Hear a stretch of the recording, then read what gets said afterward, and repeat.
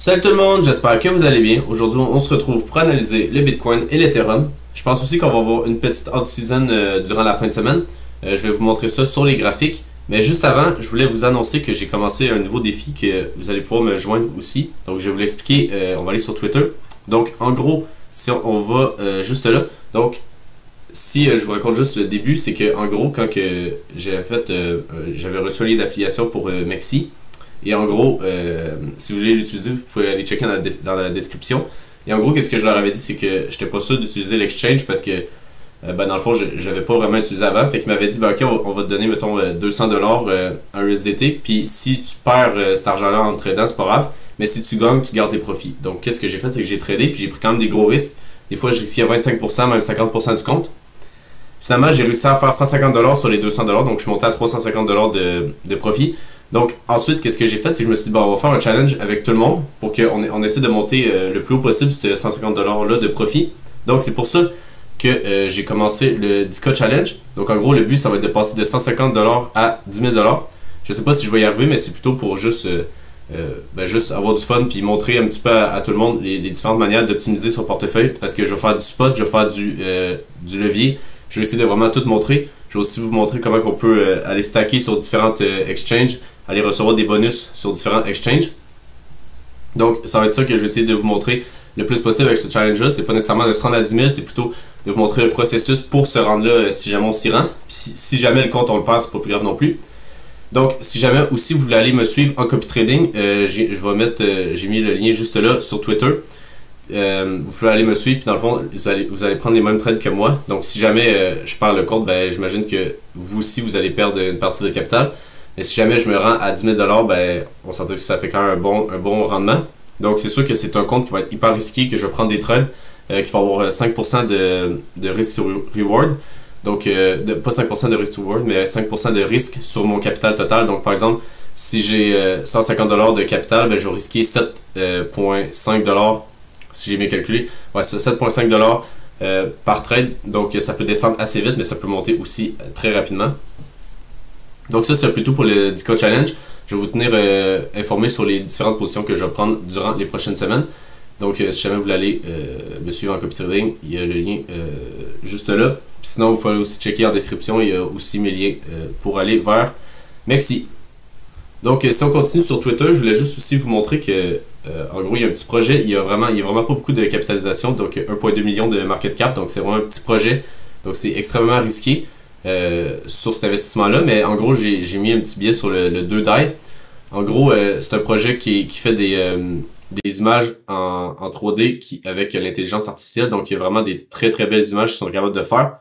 Et je pense que leur token va prendre la valeur dans les prochaines années, même les prochains mois, prochaines années. Donc on peut voir, ils font vraiment de très très belles images. On peut voir, c'est vraiment très très réaliste. Si vous voulez aller voir le token, vous pouvez aller simplement taper sur Google DexTool. Donc moi, c'est comme ça que j'ai fait. Ensuite, vous allez sur ici, vous allez marquer dans recherche 2DAI, comme ça. Là, ça va vous le sortir juste là. Donc, aussi, j'ai pas choisi n'importe quel moment pour vous le montrer, là. J'ai attendu qu'on ait un pullback. Parce que je vais vous le montrer sur le graphique. En gros, moi, je suis rentré sur la petite ligne blanche qu'on a juste là, sur ce niveau-là. Quand on a vu le pullback juste ici, je suis rentré quasiment au bottom, là, juste là.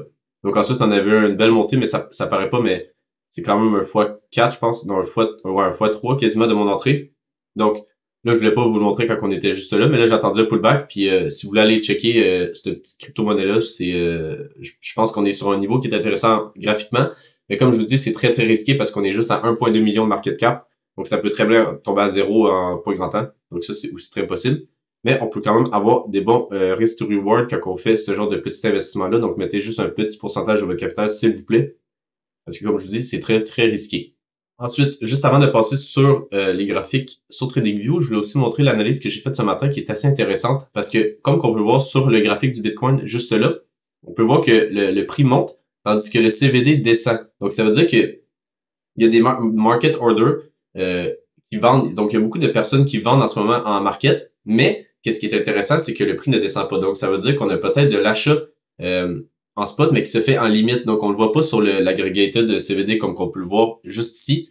Donc, ça va être intéressant de voir si on a une divergence sur le prix puis qu'on va juste pumper puis venir chercher les 36 000 ça pourrait être quelque chose qui est très possible parce que, comme que je dis, on a peut-être une absorption de la pression vendeuse du spot. Donc, ça, je vais regarder ça attentivement, mais si on a quelque chose comme ça, puis qu'on commence à voir le prix qui commence à monter, c'est sûr que je vais rentrer en longue parce que je pense qu'on va aller targeter minimalement les 36 000 Donc, si on passe sur les graphiques, sur le Bitcoin, on peut voir que on est venu chercher les 36 000 durant le pump qu'on avait juste ici en futur, tandis qu'en spot, on n'était pas venu le chercher. Donc, on peut voir les 36 000 on n'est pas venu les chercher. Donc, c'est pour ça aussi que je dis qu'on pourrait retourner une dernière fois 36 000 parce qu'en spot, on n'est pas venu les chercher. Donc, venir chercher ce niveau-là, ça m'étonnerait vraiment pas sur le Bitcoin. Maintenant, ça va être à voir si on a un petit pullback à court terme pour venir chercher, par exemple, les 33 000 donc dans ce niveau-là.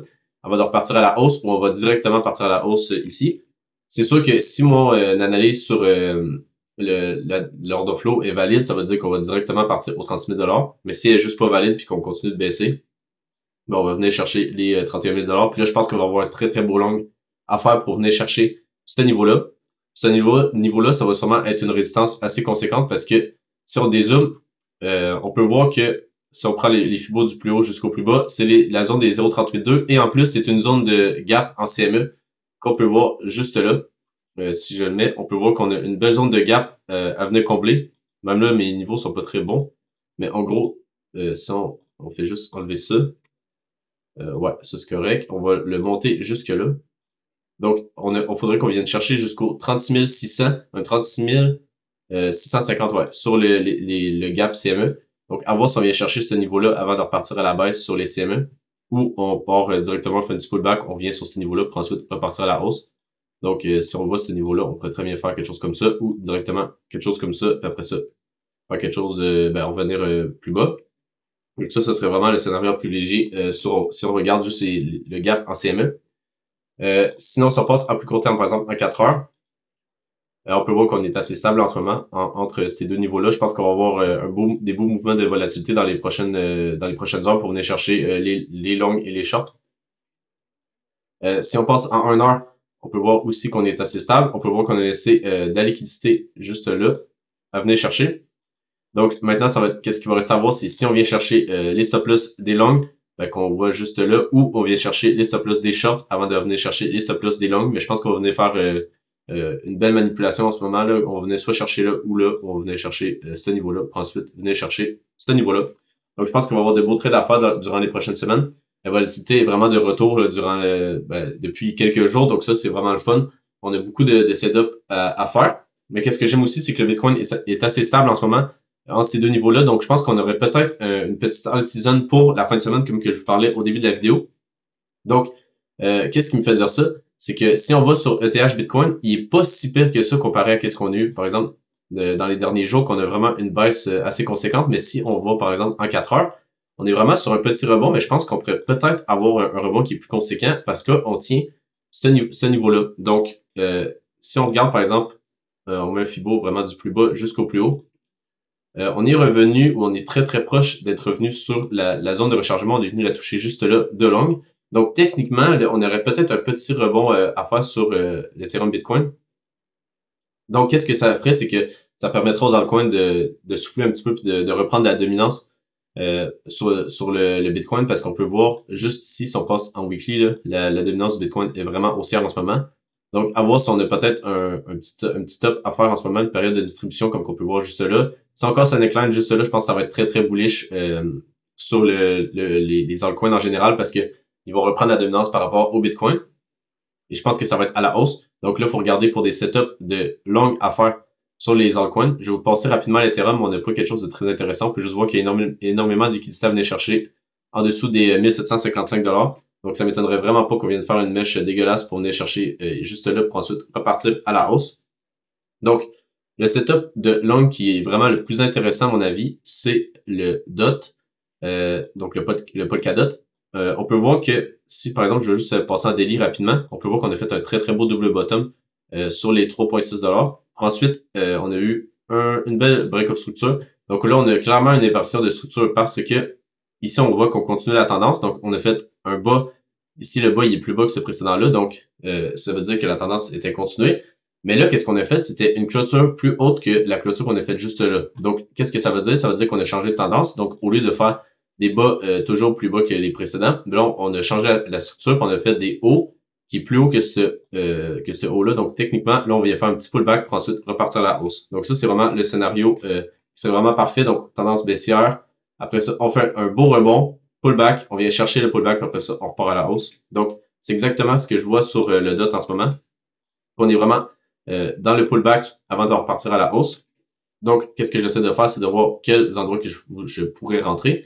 Donc, je me suis mis une alerte sur ce niveau-là, donc les 4,07 $. Et j'ai mis aussi une ordre limite sur ce niveau-là, parce que je pense pas qu'on venait chercher en dessous des 0,5 de Fibo qu'on voit juste ici. Je pense que si on a vraiment une mèche dégueulasse, on va peut-être venir chercher les 0,5 précisément, mais je pense qu'on va remonter assez rapidement. Ça m'étonnerait vraiment qu'on vienne chercher mon stop loss. Si on vient chercher, ça veut dire qu'on a peut-être un retracement qui est plus conséquent. Il va falloir revenir dans la zone de rechargement de long, mais ça me dérange pas vraiment. Si on revient chercher ce niveau-là, ça va être parfait pour faire un long encore une fois. Donc, même si je me trompe une fois, je peux avoir raison la deuxième fois et faire pas mal d'argent pareil. Donc, mon target, ce serait les 1,61,8 du retracement de cette tendance baissière qu'on a eu juste là. On pourrait très bien prendre aussi le retracement de celle-là. Mais pour l'instant, j'ai mis mon take profit juste là. Mais si je vois qu'on vient faire quelque chose comme ça, un beau W pour ça qu'on part à la hausse, je vais peut-être prendre mon Fibo puis le décaler sur cette tendance baissière-là. Donc, par exemple, je peux vous le montrer. On prend le plus haut, juste par exemple, qu'on irait venir chercher mon entrée exactement. Après ça, on fait extension. Et là, on peut le voir juste ici que ça donnerait un niveau qui est un petit peu plus élevé. Donc, ce serait parfait. Ça permettrait de monter un petit peu mon take profit. Pour le trade sur le DOT. Ça, on va juste voir le DOT 2 secondes. J'ai oublié de vous montrer. Mais en ce moment, on a une très belle pattern de retournement parce qu'on a une belle accumulation entre ces deux niveaux-là. Donc, qu'est-ce que ça fait? C'est que ça crée de la liquidité des deux côtés. Donc, en gros, si on regarde, on peut voir que s'il y a beaucoup de personnes, il y a beaucoup de personnes en ce moment qui sont en train de long sur ce niveau-là, ils vont, par exemple, mettre leur stop loss juste en dessous. Ils vont, par exemple, aller targeter juste ici. Donc, qu'est-ce que ça fait? C'est que ça fait beaucoup de liquidité. Donc, qu'est-ce que les market makers vont faire? C'est qu'ils vont venir faire une période d'accumulation pour accumuler le plus de liquidité sur ces niveaux-là. Ensuite, ils vont faire une période de manipulation. Donc, vous venez chercher toute la liquidité qu'on a juste ici. Puis, j'espère venir chercher mon ordre en même temps d'achat. Ensuite, venir pousser le prix à la hausse parce que c'était ça leur intention. Donc, je pense que ça va être vraiment ça qu'on va avoir. Je suis assez confiant sur ce setup-là. C'est sûr qu'il y a pas 100% des setups qui fonctionnent. Mais pour de vrai, c'est le genre de setup que j'aime vraiment prendre parce que je sais qu'il y a un grand win rate. Donc, si on passe sur l'order flow, on peut voir que on a quand même pas mal de ventes en ce moment sur le CBD en spot, mais on peut voir que le prix tient. Donc, j'espère que ma petite analyse sur ici, juste ici, le Bitcoin va tenir. Pour le moment, ça a l'air à tenir. On peut voir qu'on est encore dans un petit range juste là. Donc, à voir si on est capable d'absorber toute la pression vendeuse qu'on a en ce moment pour ensuite repartir à la hausse. On peut voir aussi que les fundings ils commencent à descendre. Donc, ça, c'est un bon signe. Ça veut dire qu'il y a beaucoup de personnes qui sont en train de short sur ce niveau-là. Donc, ça, c'est un très bon signe. Ça veut dire que si jamais on peut très bien avoir un petit short squeeze pour partir à la hausse, si jamais on a un petit peu d'achat en spot ou que on vient chercher, par exemple, juste avant ce niveau-là pour ensuite repartir à la hausse. Donc, je pense que on a un très beau setup en ce moment pour repartir à la hausse. C'est juste qu'on va peut-être avoir une petite baisse venir chercher les 33 100 $. Ce serait très possible. Mais je pense qu'après, là, on va avoir un beau setup de long à aller chercher sur le Bitcoin. Surtout avec les fundings qui descendent autant que ça. Si on passe sur l'Ethereum, on a vraiment quelque chose de différent parce qu'on peut voir qu'on a énormément d'achats en spot. Donc ça me conforte dans l'idée qu'on va peut-être avoir une petite out season durant la fin de semaine des prochains jours. Parce qu'on peut voir que les gens sortent du Bitcoin, donc on peut voir qu'ils vendent leur Bitcoin, puis qu'ils rentrent dans Ethereum, on peut le voir juste là. Donc ça, c'est un très très bon signe. Donc c'est sûr que là, pour l'instant, on n'a pas de setup sur Ethereum, mais je pense que on peut avoir des setups sur des altcoins. Donc si jamais vous avez des altcoins aussi qui sont intéressants, n'hésitez pas à me le dire en commentaire.